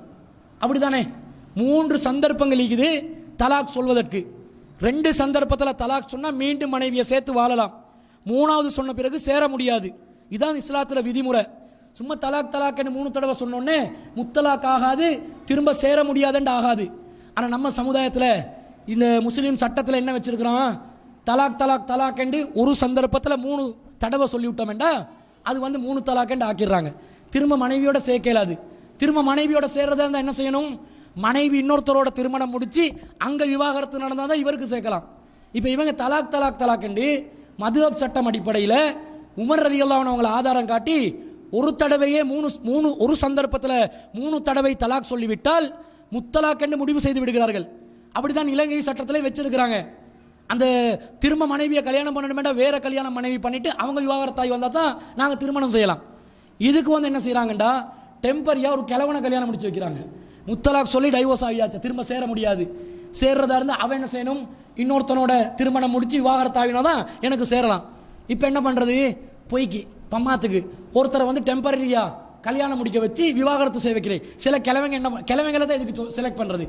ஏனண்டா சிலவங்க ஏலான்ட்டானண்டா ஏதாவது காரணத்தை காட்டி திரும்ப விவாகரத்தை எடுக்கணுமே, இந்த கிழவனோட வாழ முடியாது என்று சொல்லியாவது திரும்ப விவாகரத்தை எடுத்துக்கொள்ளணும்ன்றதுக்காக வயசுக்கு வந்தவங்களை பார்த்து கல்யாணம் இல்லாட்டி பட்டண்டு போனாலும் லேசி தானே, கிழவனை தானே கல்யாணம் முடிக்கணும் அப்படின்ட்டு கல்யாணம் முடிச்சு வைக்கிறது. சிலவங்க என்ன பண்ணுறாங்கண்டா, கல்யாணத்தை கட்டி வச்ச போகிற டிவோர்ஸ் தர மாட்டேன்றாங்க. கட்டக்காட்டில் இருந்துட்டு அதுக்கு ஃபீஸையும் வாங்கி கொண்டு இப்படி உல்ட்டா பண்ணுறாங்க. சட்டத்தில் நிறைய மோசடி நடக்குது. இதுக்கு யாரு காரணமாக திகழ்ந்தா, இந்த மாதிரி ஒரு நிலைமை யார் ஏற்படுத்தினா, உமர் இப்னு கத்தாப் ரலியல்லாஹு அன்ஹு அவர்கள். அவட்ட காலத்தில் என்ன நடக்குது, 3 தலாக்க வந்து 3 சந்தர்ப்பத்தில் சொல்ல வேண்டியது ஒரே சந்தர்ப்பத்தில் சொன்னாலும் இனி கணவன் மனைவி சேர முடியாதுன்னு ஆக்கிட்டாரு. எப்படி ஹதீஸ்ல வருதுன்னு சொன்னா, கானத் தலாக்கு அலா அஹதி ரசூலில்லாஹி ஸல்லல்லாஹு அலைஹி வஸல்லம் வ அபீ பக்கரின் வ சனத்தைனி மின் ஹிலாஃபத்தி உமர். தலாக்கை பொறுத்தவரையில் அபூபக்கர் ரசூலோட காலத்தில், அபூபக்கர் காலத்தில், உமர் ரலியல்லாஹு காலத்தில் 2 வருடங்கள் ஒரு தலாக்காகத்தான் கருதப்பட்டது. வாஹிதா ஃபகால உமர் இப்னு கத்தாப், உமர் ரலியல்லாஹு சொன்னார்கள், இன்னன்னாஸ கத் இஸ்தஜலு ஃபி அம்ரின் கத் கானத் லஹும் ஃபீ அனாத்துன். அமைதியையும் பொறுமையையும் கடைபிடிக்க வேண்டிய ஒரு விஷயத்தில் மக்கள் அவசரப்படுகிறார்கள். ஃபலவ் அம்லைனாஹு, நான் வந்து இப்படி நீங்கள் நடந்தீங்கன்னு சொன்னால் இதை வந்து 3 தலாக் ஆக்கி விட்டுருவேன் என்று பயமுறுத்தினார்கள். அதுக்கு பிறகு அம்லாஹு அதை நடைமுறைப்படுத்திட்டாங்க. இவங்க அவசர அவசரமாக தலாக் சொல்றதுனால இனிமேல் மனைவியோட சேரவே முடியாதுண்டு நான் ஆக்கி விட்டுருவேன், முத்தலாக் ஆக்கி விட்டுருவேன் என்று ஆரம்பத்தில் எச்சரிக்கை விடுத்து கொண்டு இருந்தாங்க. மக்கள் திருந்துற பாடில்லைண்டு அது முத்தலாக் ஆக்கி விட்டாங்க. இனி இதுதான் சட்டமாகிது. இப்போ சமுதாயத்தில் பிரச்சனை. அந்த தலாக் சட்டம் அநீதி, பெண்களுக்கு செய்யக்கூடிய இழைக்கக்கூடிய கொடுமை, பெண்கள் அமைப்பெல்லாம் பேசி இஸ்லாத்தை கொச்சைப்படுத்தக்கூடிய ஒரு நிலை ஏற்பட்டு இருக்குது. பல இப்போ தமிழ்நாட்டில் இப்போ பேசுகிறாங்க, இலங்கையில் பேசுகிறாங்க, இன்னும் பல நாடுகளில் பேசுகிறாங்க. ஐக்கிய நாடு சபையில் இது சம்பந்தமாக பேசப்படுது. மீண்டும் மீண்டும் பிபிசி அந்த தமிழ் சேவை மற்றும் சிங்கள அந்த சேவை இந்த தலாக்குடைய விஷயத்தில் முஸ்லீம் தனியார் சட்டத்தில் பிரச்சனை இருக்குதுன்றே கருத்து பதிவு செஞ்சு கொண்டு வர்றான். ஆரம்பம் இந்த நிலைமைக்கு யாரு காரணம், உமர் ரலியல்லாஹு அன்ஹு அவர்கள். அவங்க செஞ்சது சரியாப்ப சரி கண்டு தானே நீங்கள் வந்து சட்டத்தில் போட்டிக்கிறீங்க, மதுஹபில் எழுதி வச்சிருக்கிறீங்க. ரசூலாட காலத்தில் ஒரு தலாக்கன் இருந்துச்சான், அபூபக்கர் காலத்தில் ஒரு தலாக்கன் இருந்துச்சான். உமர் ரலியல்லாஹு ஆரம்ப 2 வருஷத்தில் ஆட்சியில் 2 வருஷத்தில் ஒரு தலாக்கன் தான் இருந்துச்சா. 3வது வருஷம் எப்படி மாறிச்சுன்னு கேட்குறோம். ரசூலாட காலத்தில் 1 இருந்ததை எப்படி உமர் ரலியல்லாஹு அன்ஹு அவர்கள் 3ஆக மாற்றுவார்கள்? இந்த அதிகாரம் அவருக்கு யாரு கொடுத்தா? இதை சிந்திக்க கூடாதா? மார்க்கத்தை மாத்துறாங்க பார்த்தீங்களா? வஹீயின் அடிப்படையில் முத்தலாக் என்பது ஒரு தலாக், உமர் ரலியல்லாஹு அன்ஹுடைய சட்டம்படி முத்தலாக் என்பது 3 தலாக். வஹீயில் 1 உமர் ரலியல்லாஹு அன்ஹு கருத்துப்படி 3 என்று வந்தால் எதை நாங்கள் ஏற்றுக்கொள்ள வேண்டும்? இங்கே உமர் ரலியல்லாஹு அன்ஹு மட்டும் தட்டல, அவங்கள குறை கூறல. இந்த காரியத்தில் நாங்கள் வஹீயை பின்பற்றணும். வஹீயின் அடிப்படையில் உமர் ரலியல்லாஹு அன்ஹு ஏற்றுக்கொள்ள முடியாது. இந்த இலங்கையிலையும் சட்டம் தான், முஸ்லீம் நாடுகளில் இதான் சட்டமாக இருக்குது. இப்போ வந்து சஹாபாக்களை பின்பற்றலாமா? பின்பற்ற முடியாது.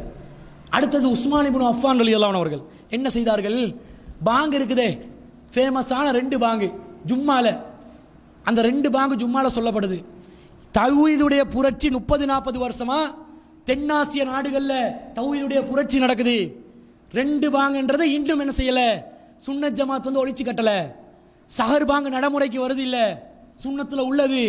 சுன்னத்தில் இல்லாத 2 பாங்கு இன்னமும் நடைமுறையில் இருக்குது. ஜும்மால வந்து மிம்பருக்கு இமாம் வர்றதுக்கு முன்னாடி ஒரு பாங்கு சொல்றாங்க, மிம்பர்ல இமாம் ஏறின பிறகு 2வது பாங்கு சொல்றாங்க. இது யாரு சொல்லி கொடுத்தா? இஸ்லாத்தில் உள்ளதா? ரசூல் ஸல்லல்லாஹு அலைஹி வஸல்லம் சொன்னார்களா? எப்படி ஹதீஸ்ல வருதுன்னு கேட்டா, இன்னல் அதான யௌமல் ஜுமாத்தி, ஜும்மாவுடைய அதான் கான அவ்வளவு ஈன யஜ்லிசுல் இமாம் யௌமல் கியாமத்தி அலல் மிம்பரி, இமாம் மிம்பர்ல ஏறின பிறகு ஓதப்படும் அது ஒரே ஒரு பாங்காகத்தான் இருந்தது ஜும்மாவுடைய நாள்ல. ஆனா அது யார்கிட்ட காலத்தில் ஃபி அஹதி ரசூலில்லாஹி ஸல்லல்லாஹு அலைஹி வஸல்லம் வ அபீ பக்கர் வ உமர் ரலியல்லாஹு அன்ஹுமா ஃபலம்மா கான ஃபி ஹிலாஃபத்தி உஸ்மான் இப்னு அஃபான், ரசூலோட காலத்தில், அபூபக்கரோட காலத்தில், உமருடைய காலத்தில், எல்லாத்துலேயும் காலத்தில் இப்படி தான் இருந்துச்சு. இமாம் மிம்பருக்கு ஏறின பிறகு தான் பாங்க சொல்லுவாங்க. உஸ்மான் ரலியல்லாஹு ஆட்சி காலத்தில் என்ன நடக்குது? வ கசரு, மக்கள் வந்து பெருகி விட்டார்கள். அமர உஸ்மான் யௌமல் ஜுமாத்தி பில் அதானி சாலிசி, மூணாவது ஒரு பாங்க அவர் ஏற்படுத்தினார். மூணாவது பாங்கண்டா இமாம் மிம்பர்ல ஏறின பிறகு ஒரு பாங்கு, இகாமத் சொல்வது இன்னொரு பாங்கு. ஆனா இவர் ஒரு மூணாவது பாங்கு என்ன செய்யறாரு? இவர் வந்து கடை தெருவுகள்ல மூணாவது பாங்கு ஃபஉதின பிஹி அல ஜௌரா, அது வந்து ஜௌரால கடை தெருவுல மதீனால மார்க்கெட்ல என்ன செய்யப்பட்டுச்சு?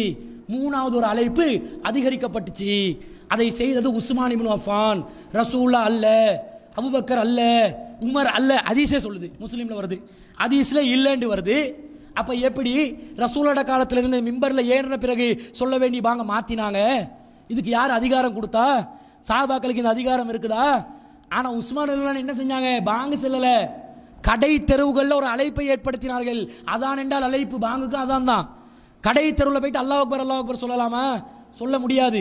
சரி, கடை தெருவில் அல்லாஹ் அக்பர் சொல்றதா இருந்தா என்ன செய்யணும்? மாளிகாவத்த ஜும்மா மஸ்ஜிதுலையும் மரதான ஜும்மா மஸ்ஜிக்காரங்க என்ன செய்யணும்? மாளிகாவத்த பள்ளிவாசல் வந்து மாளிகாவத்த அல்பா ஜங்ஷனுக்கு வந்து ஒரு பாங்கு சொல்லணும் ஜும்மால.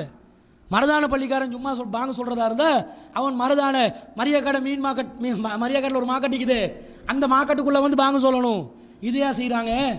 ரெண்டு பாங்கு சொல்றாங்க. அதை விடுங்க, காபத்துள்ளால சொல்றாங்க, மஸ்ஜிதுன் நபவில சொல்றாங்க. இதை விட என்ன கேவலம் வேணும்? பிதுஅத்தை ஒழிச்சு கட்ட கடமைப்பட்ட இஸ்லாமிய ஆட்சி செய்கின்ற அதிகாரம் உள்ள குர்ஆன் சுன்னா தான் எங்களுடைய யாப் என்று சொல்லக்கூடிய சவுதி அரசாங்கம் அங்கீகரிக்கிறாங்க. இது வந்து சரியாகுமா? வஹீல வந்தது நபி ஸல்லல்லாஹு அலைஹி வஸல்லம் சொன்னது, அதுக்கு மாற்றமா யாரு சொன்னாலும் நாங்கள் ஏற்றுக்கொள்ள வேண்டியது இல்லை. ரசூலோட காலத்தில் மிம்பருக்கு பிறகுதான் பாங்க என்று சொன்ன பிறகு அதை எப்படி அடுத்தவங்களோட சொல்லுக்காக மாத்தலாம்? இதே புரிய மாட்டேன்றாங்க, மாத்துறாங்க. இல்ல, இதை விமர்சித்தா சஹாபாக்களை திட்டியதாக புரிந்து கொள்ளக்கூடாது. சஹாபாக்களை திட்டவில்லை. கொள்கையில மார்க்கத்தில் நபித்தோழர்கள் சுன்னாவை தான் அவங்களும் பின்பற்றினாங்க. சில நபித்தோழர்கள் புரியாமல் தவறான முடிவுகளை எடுத்து மார்க்கத்தினுடைய தீர்ப்பை குர்ஆன் ஹதீஸுக்கு மாற்றமாக வழங்கி இருக்கிறார்கள். அப்படி வழங்கிய நபித்தோழர்கள் மறுமையில் தண்டிக்கப்படுவார்களான்னு கேட்டா தண்டிக்கப்பட மாட்டாங்க. ஏன்? அவங்க அறியாம செஞ்சிருந்தா அல்லாஹ் தண்டிக்க மாட்டான். தெரிஞ்சு செஞ்சிருந்தாலும் தப்பான ஒரு முடிவு எடுத்திருந்தாலும் சில நபித்தோழர்கள் பின்னாடி செய்யற பாவத்தை அல்லாஹ் அட்வான்ஸா என்ன செஞ்சிட்டான்? மன்னிச்சிட்டான். அதுக்காக அவங்களுக்கு மன்னிப்பு இருக்கிறதுனால எங்களுக்கு மன்னிப்புன்றது இல்லை. நாங்க வந்து பின்பற்றணும் நபி வழிய, நபி வழியில உறுதியாக இருந்து நாங்கள் செயல்பட வேண்டும் என்பதை புரிந்து கொள்ள வேண்டும். அப்படித்தான் நபி தோழர்களும் செயல்பட்டார்கள். நபி தோழர்கள் எப்படி செயல்பட்டாங்க? அவங்க நபி ஸல்லல்லாஹு அலைஹி வஸல்லம் அவங்களோட ஒவ்வொரு அசைவை தான் பின்பற்றினாங்க, தனி கருத்தை பின்பற்றல. ரசூலா வந்து இமாம் ஜமாத் நடத்துறாங்க. இமாம் ஜமாத் நடத்தும் போது ரசூல்லா காலணிகள் பாதணிகளை போட்டு இமாம் ஜமாத் செய்வாங்க. செருப்பணிந்து என்ன செய்யலாம்? தொழலாம். இப்போ நாளைக்கு கியாமுல்லையில் வரப்போல எல்லாரும் பாட்டாவை போட்டுக்கொண்டு மேல் மாடிக்கு வராதிங்க. ஏன்டா செருப்புன்னு சொன்னால் அந்த காலத்தில் பள்ளிவாசலோட தரை எப்படி இருந்துச்சு? மணலாக இருந்துச்சு, மணல் தான். நாய்கள் கூட பள்ளிவாசலுக்குள்ள வந்து என்ன செய்யும்? சிறுநீர் கழிச்சிட்டு போகும். ரசூலா அப்போ என்ன சட்டம் சொல்லி தந்தாங்க? நாய்கள் வந்து பள்ளிவாசல்ல தரையில் மணல் இருப்பதனால கதவெல்லாம் இருக்கலையே, பள்ளிக்கு வறுமையால் தான் இருந்தாங்க.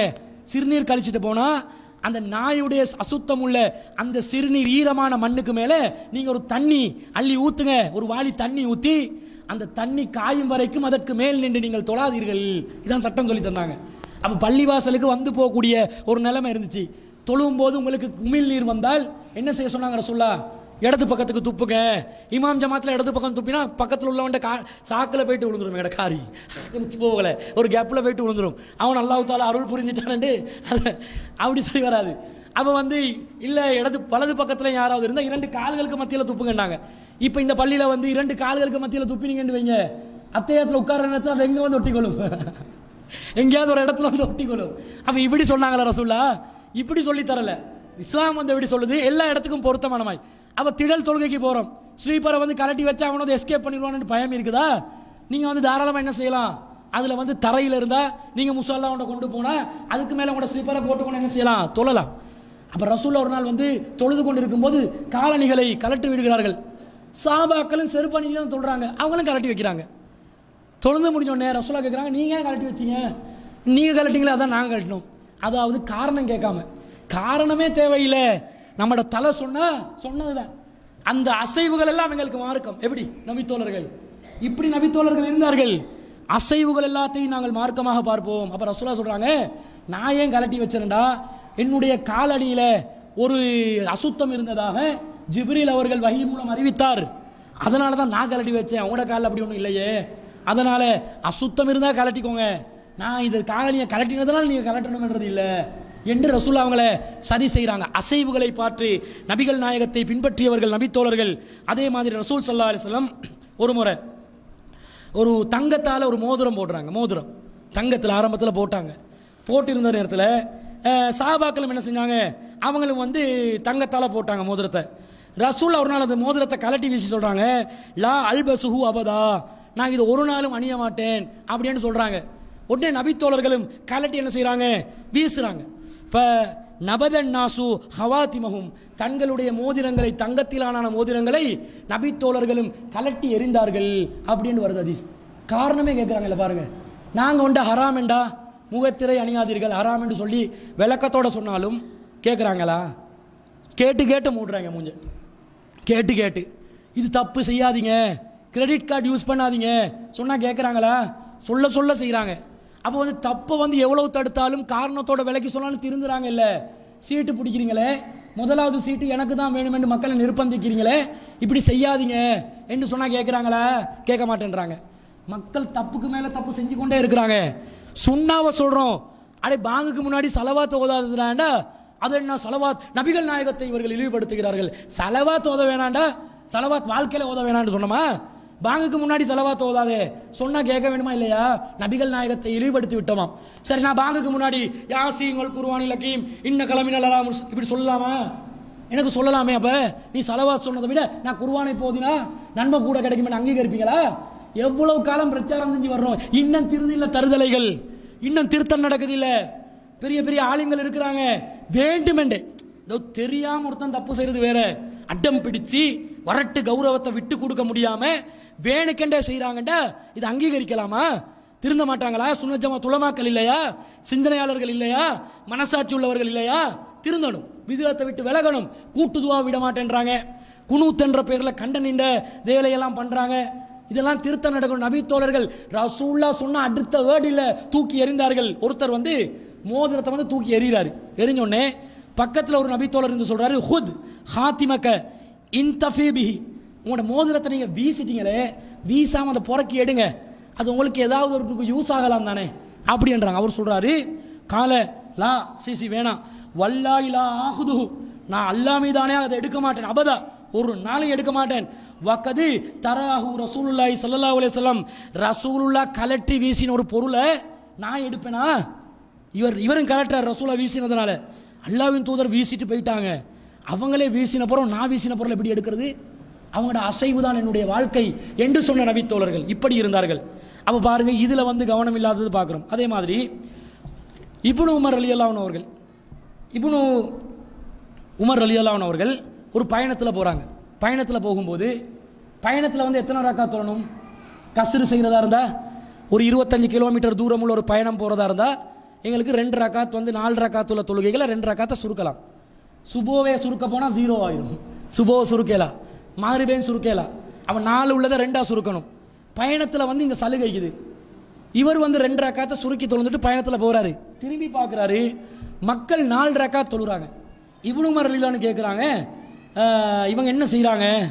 மா யஸ்னவு ஆஹுலாஹி, இந்த சமுதாயம் என்ன செய்கிறார்கள்? இல்லை அவங்க வந்து 4 ரக்காத் தொழுறாங்க அப்படின்னு அறிவிக்கிறாங்க. இவர் சொல்றாரு, லவ் குந்து முசப்பிஹன் லா அத்மம் து சலாத்தி, நான் வந்து பள்ளிவாசலில் இருக்கக்கூடிய ஒருத்தனாக இருந்தா, பிரயாணத்தில் இல்லாத ஒருவனாக இருந்தா நானும் 4 ரக்காத் தான் தொழுதிருப்பேன்.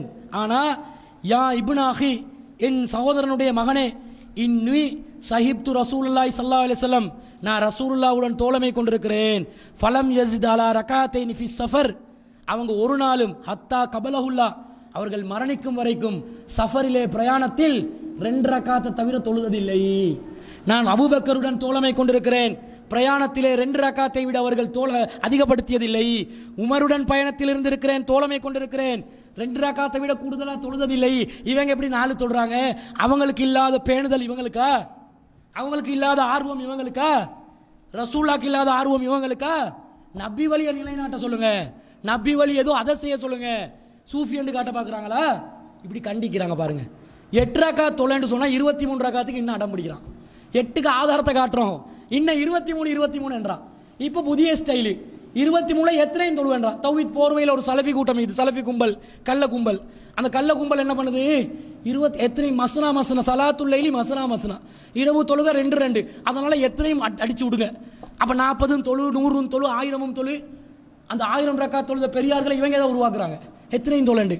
ரசூல் ஸல்லல்லாஹு அலைஹி வஸல்லம் இஷால இருந்து சஹர் நேரம் முடியும் வரைக்கும் 11 ரக்காத்துகள் தான் தொழுதார்கள் என்று ஆதாரபூர்வமா ஹதீஸ் இருக்குது.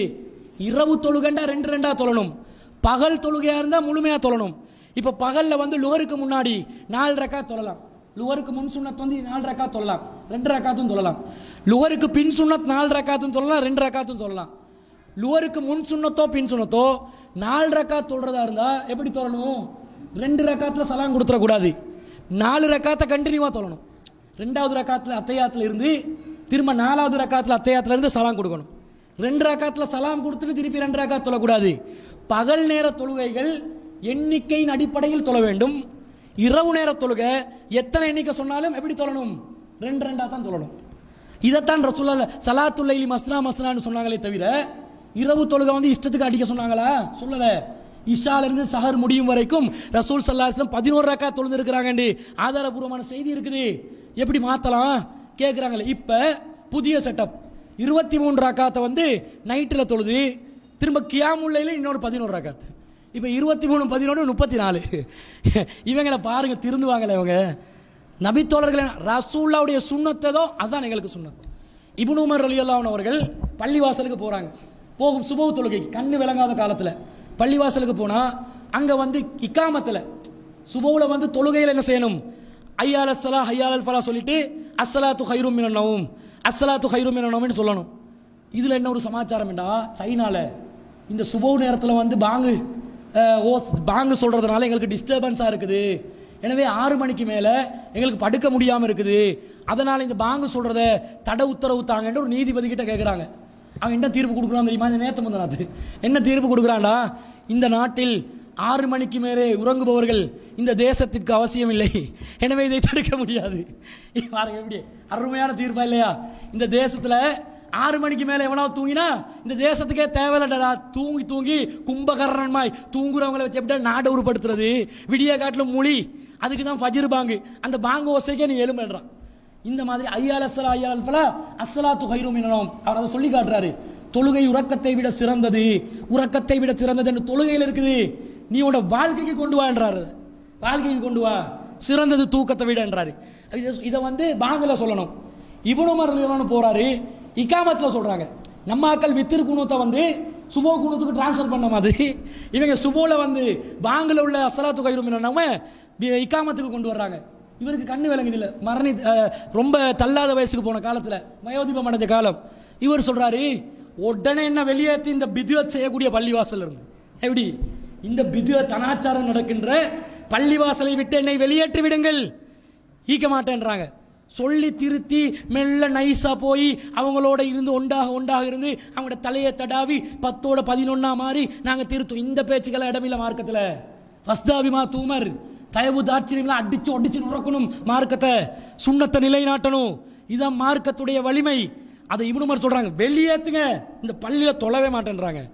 இப்னு மஸ்ஊத் ரலியல்லாஹு அன்ஹு அவர்கள் அவர் வந்து ஒரு சபையில் இருக்கிறாரு, அவருக்கு மெசேஜ் ஒன்று வருது, ஒரு கூட்டம் வந்து சேர்ந்து திக்ர் பண்றாங்க, திக்ர் செய்யறாங்க. எப்படி நபி வழியை நிலைநாட்டாங்கன்னு பாருங்க. என்ன திக்ரு? கூட்டமாக சேர்ந்து ஒருத்தர் தலைமை தாங்கி சுபான் அல்லா சொல்ல எல்லாரும் சுபான் அல்லா, ஒருத்தர் அல்ஹம்துலில்லாஹ் சொல்ல எல்லாரும் அல்ஹம்துலில்லாஹ், ஒருத்தர் அல்லாஹ் அக்பர் சொல்ல எல்லாரும் அல்லாஹ் அக்பர், இப்படி சொல்லி கொண்டு இருக்கிறாங்க. செய்தி கேள்விப்படுத்து போறாரு, போயிட்டு என்ன பண்றீங்க? அவங்க சொல்லாங்க, நல்லதை செய்கிறோம்.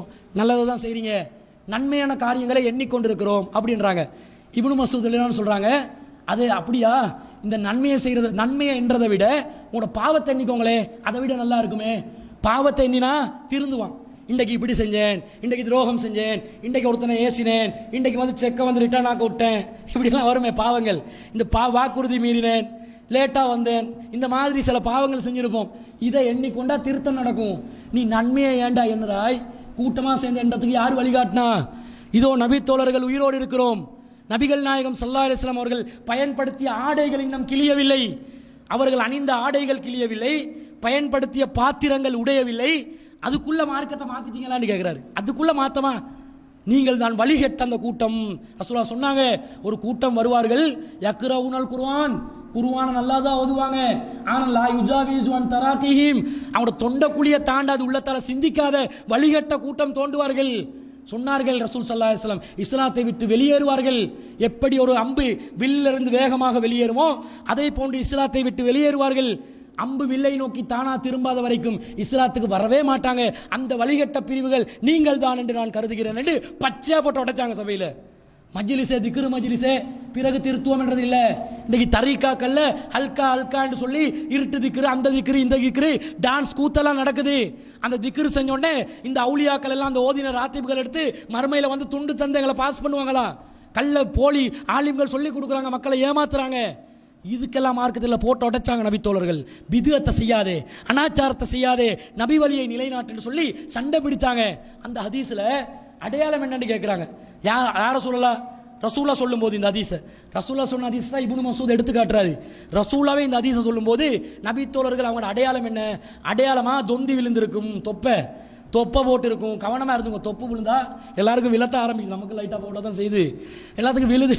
இந்த தொப்பை விழுந்திருந்தா அது வழிகேட்டுக்கு அடையாளமாக போயிடும்.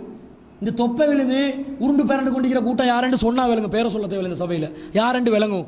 அதே மாதிரி இன்னொரு அடையாளம் சொல்கிறாங்க, மொட்டை அடிக்கிறது மார்க்கமாக பார்ப்பாங்க. இப்போ மொட்டை அடிச்சிக்கிறவங்க பயப்படாதீங்க, மார்க்கமாக நினச்சி மொட்டை அடிக்கக்கூடாது. மொட்டை வந்து அங்கே இருந்தாலும் பிரச்சனை, இங்கே இருந்தாலும் பிரச்சனை. அந்த சமுதாயத்தில் மொட்டையிலையும் பிரச்சனை, இந்த சமுதாயத்தில் மொட்டையிலையும் பிரச்சனை தான் எங்களுக்கு பெய்யும்.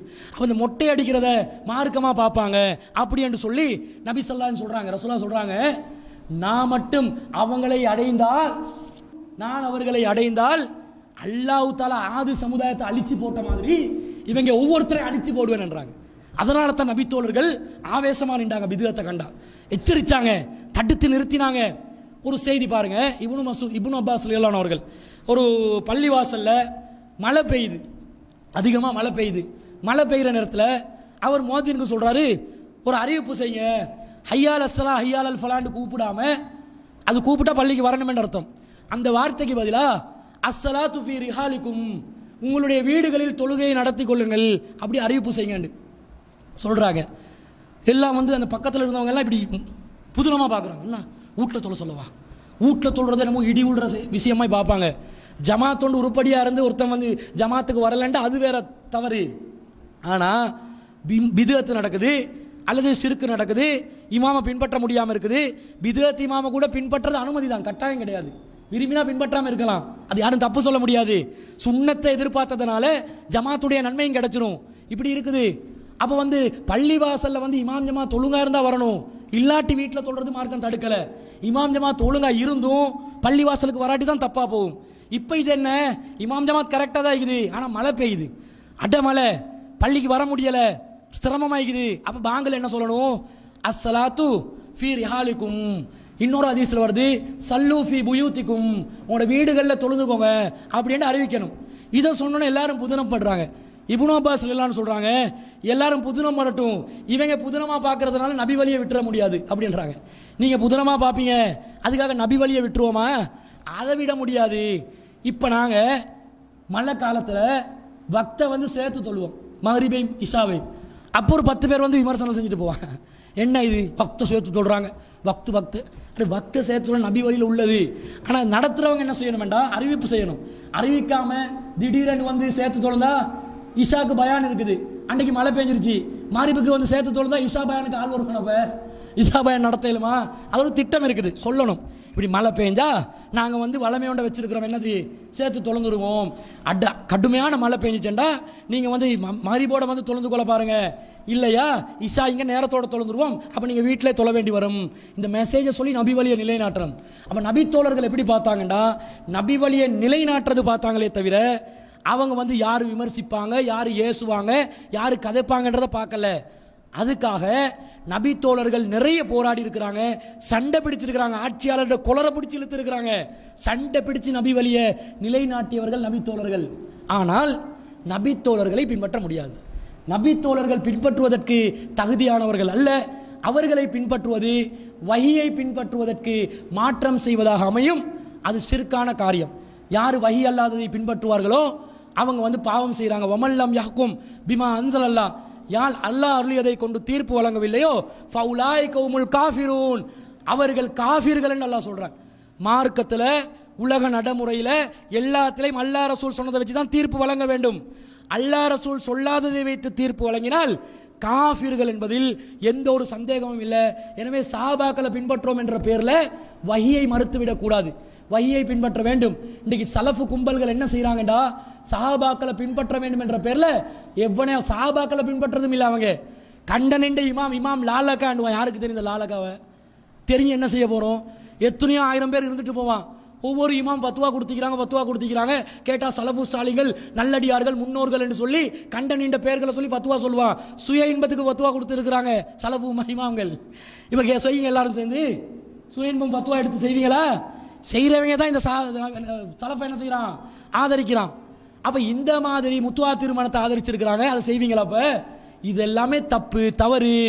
அடிமைகள் இருக்காங்க, வேலைக்கு போவாங்களே அடிமைகள் மிடில் ஈஸ்டுக்கு. இப்போ கிட்டத்தில் வந்த சில அறிஞர்கள் கூட இந்த அடிமைகள் வந்து இந்த அடிமைகளாம் வேலை செய்கிறவங்க, வேலைக்காரிகள் போவாங்களே மிடில் ஈஸ்டில், ஹவுஸ்மேட், இவங்கெல்லாம் அடிமைகளுக்கு சமம், அவங்களோடு உடலுறவு கொள்ளலாம் என்றெல்லாம் வத்துவா கொடுத்துக்கிறான். அதான் அவன் அநியாயமாக நாசமாக போகிறான். இங்கே பிரச்சனை வருது, நாட்டுக்கும் பிரச்சனை, சமுதாயத்துக்கும் பிரச்சனை. இந்த மாதிரி மானக்கேடான விஷயத்துக்கு எவனாவது இமாமோட தொங்கி கொண்டு வேற சொல்லி செய்ய பார்ப்பான். இப்போ வழிகேட்டை ஆதரிக்கக்கூடியவர்கள் தான் சலஃபு சாபான்னு போவாங்க. நாங்கள் சாபாவை மதிக்கிறோம். சாபாக்களுடைய இடத்துக்கு யாரும் வர இயலாது, அவங்கள போல யாருமே இல்லை. அவங்க தான் சிறந்த மக்கள். அவங்களோட தியாகத்துக்கு எங்கட தியாகம் ஒன்றும் நிற்காது. எந்த பெரிய அறிஞர் தியாகம் செஞ்சாலும் சரி நிற்கவே நிற்காது. ஆனால் அவங்கள பின்பற்ற முடியாதுங்க. பின்பற்ற நாங்கள் அல்லாஹ்வுடைய கட்டளையை, ரசூலுடைய வாழ்க்கை வழிமுறை, இதை தாண்டி 3வது 4வது 5வது எந்த ஒரு அடிப்படையும் பின்பற்ற முடியாது என்பது இஸ்லாத்துடைய ஒரு அடிப்படை கொள்கை என்பதை புரிய வைத்துக்கொண்டு இன்ஷா அல்லாஹ் நாளைய தினம் குர்ஆனை நேசித்த நபித்தோழர்கள் குர்ஆன் விஷயத்தில் எப்படி நடந்து கொண்டார்கள் என்ற செய்தியை இன்ஷா அல்லாஹ் நாளைய தினம் பார்ப்போம். வாஹிரு தவானா அல்ஹம்துலில்லாஹ்.